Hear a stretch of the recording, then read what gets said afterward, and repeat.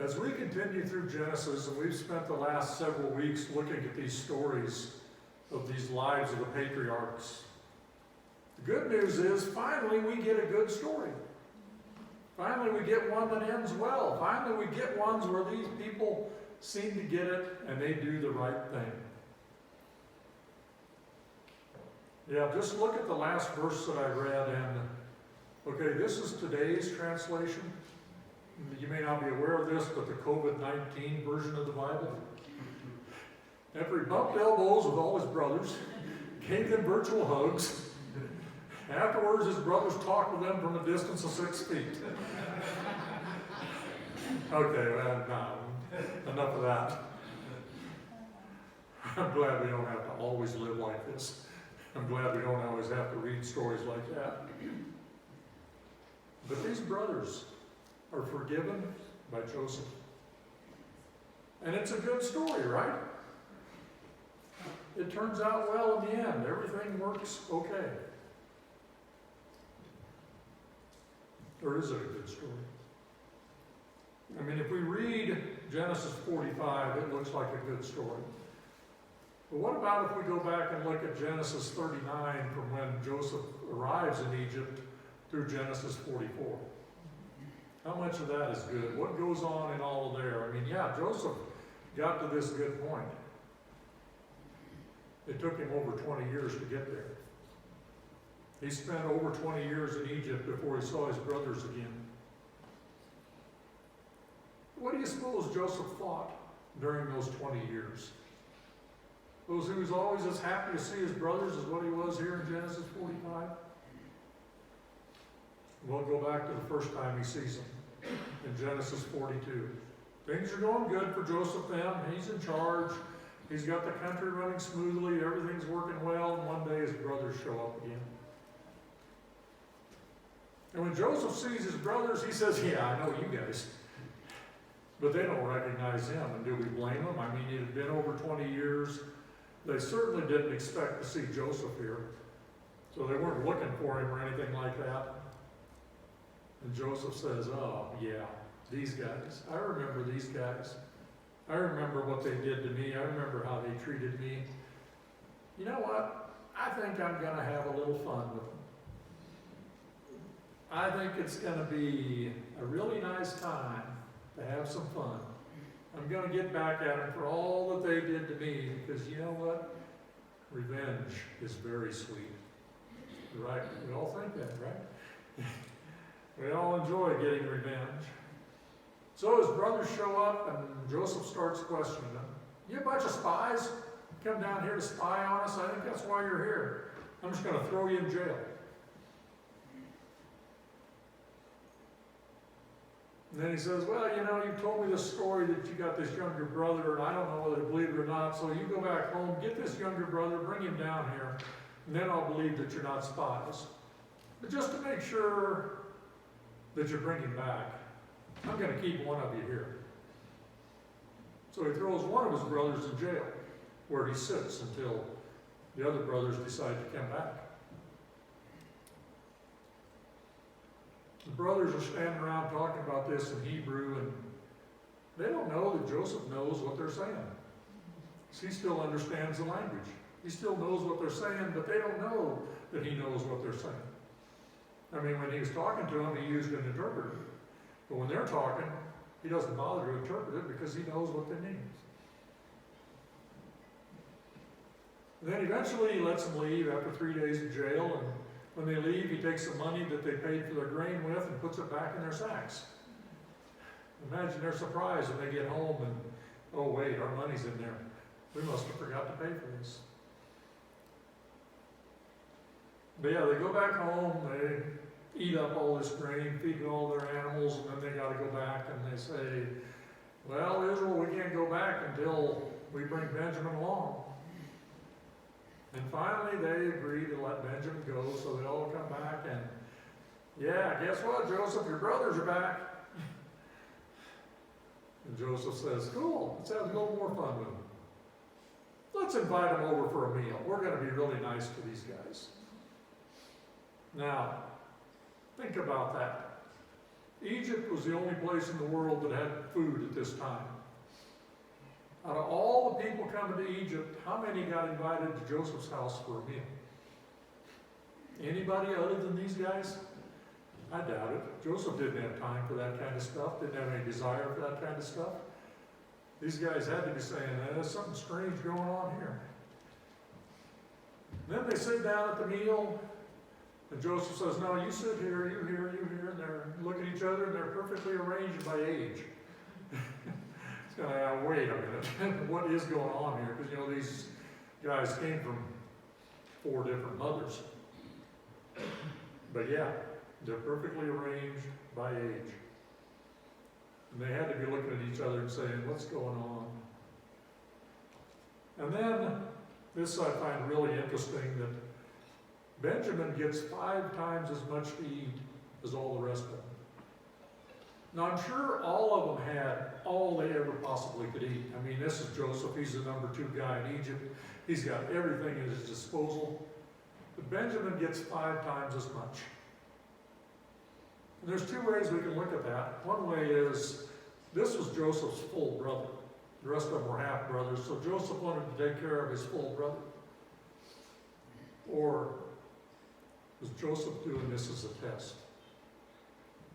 Was Joseph saying, the reason I was in Egypt, the reason I got to Egypt was because I was the favorite son. I got treated better than all the rest, so what are these guys going to do when, I'm pretty sure that Benjamin, being from Rachel, is now the favorite son, so what are they going to do when Benjamin gets treated better than what they do? How are they going to react to this favorite son? And I really think this is where Joseph missed the boat. Instead of giving him 5 times as much food, I think Joseph should have gave him, maybe a new coat. A coat made out of several different colored material, just to see how they react. But he didn't. He just gave him 5 times as much food. And then there's the question of who took my cup. So these guys finish the meal, they pack up, they leave town, and pretty soon here comes Joseph's army after them, accusing them of stealing Joseph's cup. And they all look at each other and say, we didn't take any cup. No, you can go through everything we got, and if you find that cup, fine. Whoever took it will be your servant the rest of their life. Well, of course they find the cup. Of course it's in Benjamin's bag. Of course that means Benjamin has to stay. How are they going to react to all of this? And it's that point at the end of chapter 44 where Judah pleads for Benjamin's life. Pleads to, I know Benjamin didn't do this. He's got to go back home. Our dad's going to be very upset if he doesn't go back home. And after that emotional plea, after all this stuff that Joseph put him through, that's when Joseph says, you know what, I got to tell you guys the truth. I got to be honest with you. I know who you are. It's me. And I love that last part of that. Brothers were not able to answer him because they were terrified at his presence. They had been terrified anyway, going to a foreign country, dealing with the leader there. But then to have to put up with all this stuff and have to go through the thought of losing another one of Israel's favorite sons, they had to have been terrified. But this is a good story because basically Joseph forgives his brothers.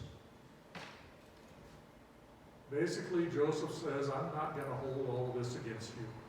We're going to start over again. We're going to make a new start. I'm not going to remember any of this. We're going to go forward from here. And I'm going to take care of you guys even after what you did to me. And isn't that a great word? Forgiveness. Now, if I were to ask you what you think about when you think about forgiveness, hopefully the first thing would be God forgave us.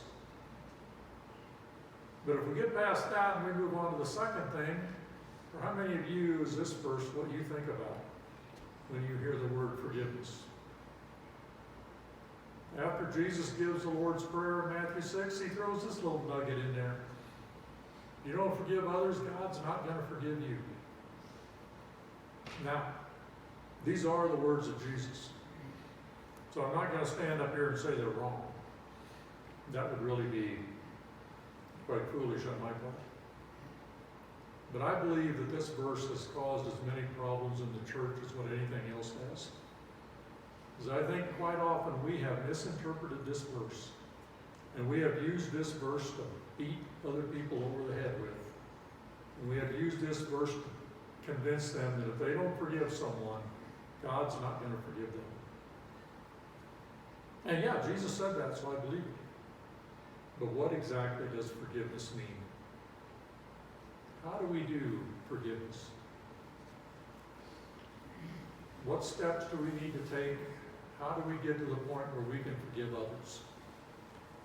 So as we look at this story, and we look at how Joseph forgave his brothers, and what he did on the way to forgiving his brothers, and some of the things he maybe shouldn't have done on the way to forgiving his brothers, I think there's a lot we can learn about forgiveness from Joseph.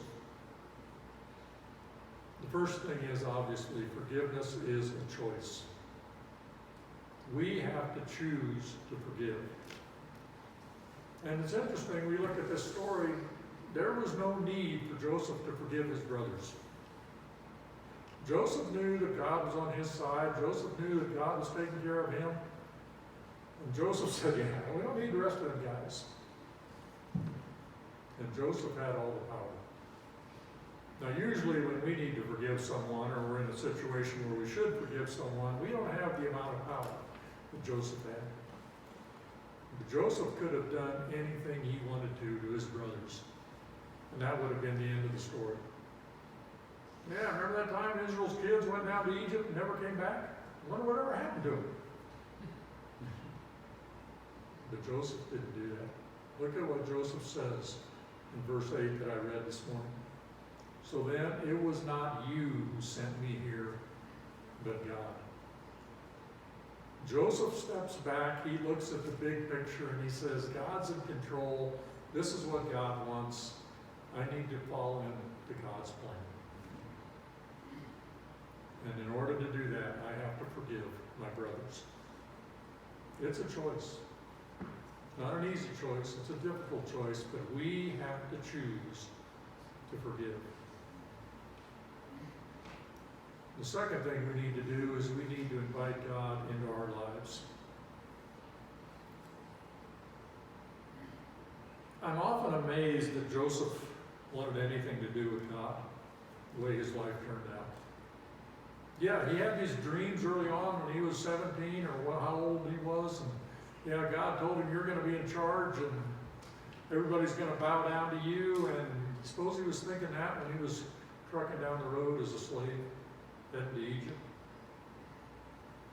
We go back to Genesis 39 when Joseph arrives in Egypt. The Lord was with Joseph.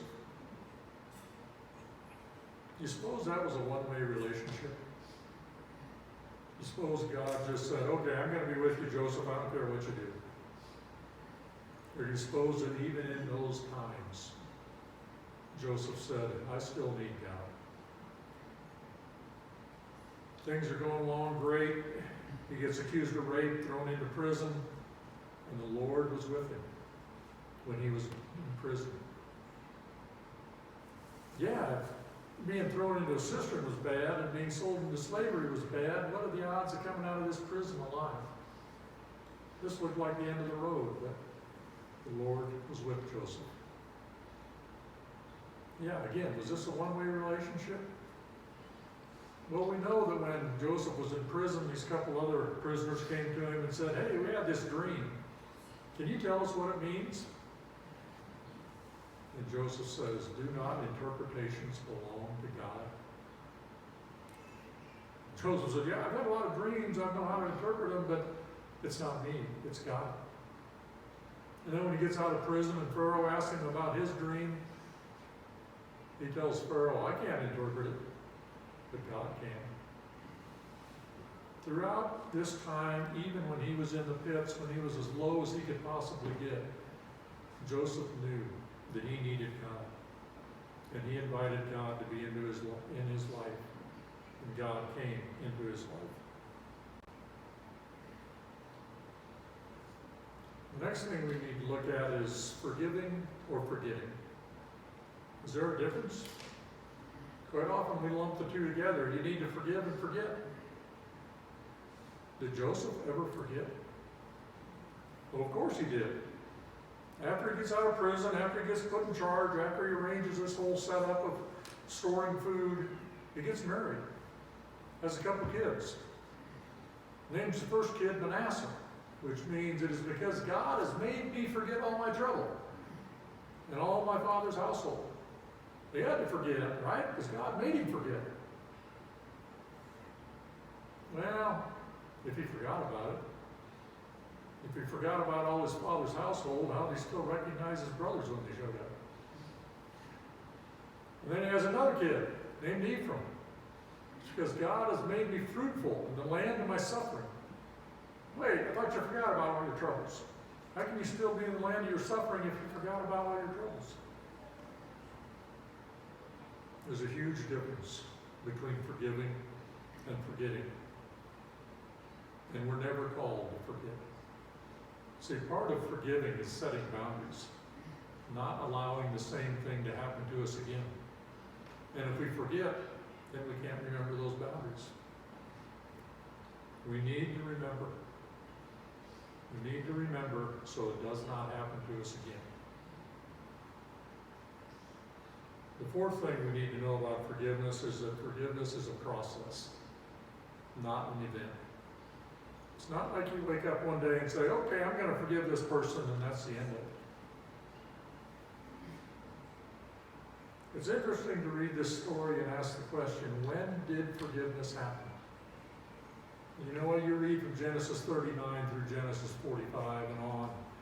We never read that Joseph says, I forgive my brothers. We never read that. Now, I would imagine that when Joseph was in that cistern, he probably looked up at his brothers and said, hey, you get me out of here, I'll forgive you. And I remember as he's sold to those traders and heading down the road, he says, hey, you can buy me back, I'll forgive you for doing all of this. How many times do you suppose Joseph said, I forgive my brothers? How long did he have to work on this? I would imagine he worked on this for well over 20 years. Because it's pretty obvious when we get to Genesis 42, when his brothers show up again, he hasn't completely forgiven them. He still wants to get even with them. He still wants to torture them a little bit. But he's working on it. He's trying to do it the best he can. How long does it take us to forgive some things?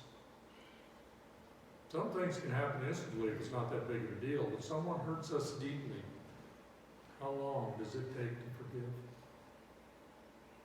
That's not important. What's important is, are you working on forgiving? Are you forgiving as much as you can today with God's help? And then tomorrow, start over again and forgive as much as you can that day. Yeah, forgiveness is not going to happen overnight when somebody has hurt us really, really deeply. But keep working on it. Keep processing it. Keep trying to do it. And then we come to the final thing that we need to know about forgiveness. This is the one that I believe Joseph didn't exactly get right. And I'm not sure. We don't read exactly why Joseph did all this, but I think we can figure out pretty easily what's going on. But you see, the thing about forgiveness is it's not dependent on others. Whether or not I forgive you does not depend upon whether or not you're sorry for what you did. And I think that Joseph, the reason he was doing all this stuff to his brothers is he wanted to find out if they'd changed. He wanted to find out if their attitudes towards the favorite son was any different. He wanted to know if they were sorry for what they did to him over 20 years ago. They're standing around talking, and Joseph is doing all these mean things to him, and they say, well, yeah, we deserve this because of what we did to our brother. And Joseph hears them say this. And Joseph knows what they're saying, but they don't know that Joseph knows what they're saying. And And then after he sets up Benjamin, and after, the deal was that whoever had the cup gets to stay here and be my servant the rest of their life, it turns out to be Benjamin. Judah launches into this long plea at the end of Genesis 44. And basically he says, how can I go back to my father if the boy is not with me? He says, I know this is going to kill my dad if he loses his second favorite son. Yeah. Was Judah repentant? Were these brothers sorry for what they did? Should it have made a difference in whether or not Joseph forgave them? See, here's the thing about forgiveness. Forgiveness changes us, not others. Forgiveness is about our emotional, mental, spiritual health. Forgiveness is about our relationship with God. Forgiveness is about our being happy. Whether or not the other person repents, that's their problem. That's what they need to deal with. But we cannot base whether or not we forgive on the other person's reaction, whether or not they feel sorry for what they did. That's a different matter. That's between them and God. We need to offer as much forgiveness as we possibly can, in spite of, no matter what their reaction is. There's a profound statement. Forgiveness is not easy. It's going to be the hardest work we've ever done. Because forgiveness is basically a deliberate choice to release our feelings. Our feelings of being hurt and our feelings of wanting to get even. And that's the difficult part. Because we all want to get even. If I had to suffer, you should have to suffer.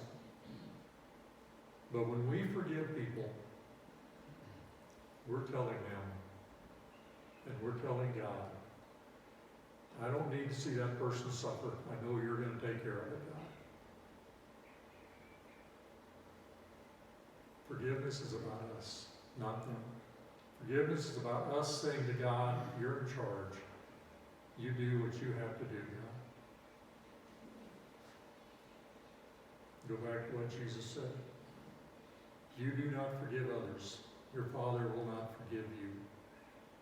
And I believe that, because when we do not forgive others, we're telling God that, no, you don't need to be in control, I got this. We're basically rejecting God. So the choice is ours. We need to choose to forgive. But when you consider it, remember this. God already forgave you. Long before you deserved it, long before you were sorry, long before you were repentant, long before you changed your ways, God offered forgiveness to you. We need to do the same for others. Please join me in prayer.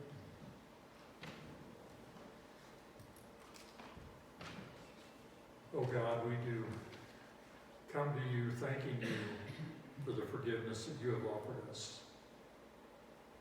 We know we didn't deserve it. We didn't do anything to merit it, but yet you chose to forgive us.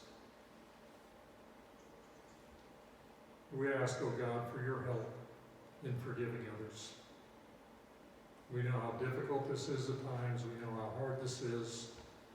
But yet we know how necessary this is for our emotional health, for our relationship with you. Help us, oh God. Give us the strength that we need to forgive as much as we can today, and then to forgive even more tomorrow. And through all of this,